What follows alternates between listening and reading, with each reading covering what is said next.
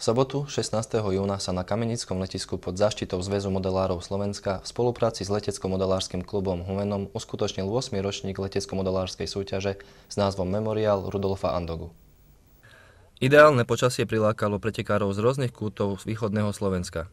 Súťažilo sa v 4 kategóriách tzv. Voľných modelov, ktoré počas svojho letu nie sú ovládané.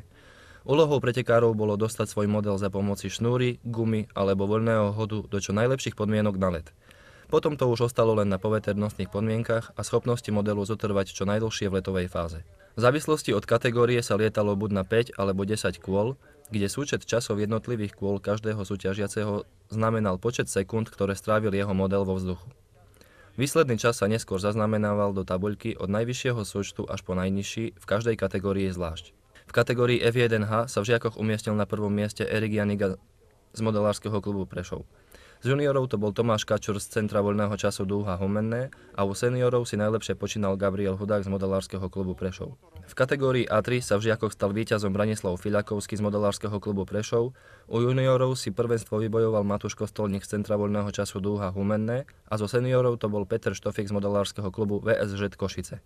Kategória hádzadiel mala najpočetnejšie zastúpenie, kde v žiakoch najlepšie obstal Pavol Galdún z modelárskeho klubu Prešov. Prvé miesto pre víťaza si u juniorov prevzal Štefan Potocký, taktiež z modelárskeho klubu Prešov, a zo seniorov to bol zástupca letecko-modelárskeho klubu Humenné Štefan Čontoš.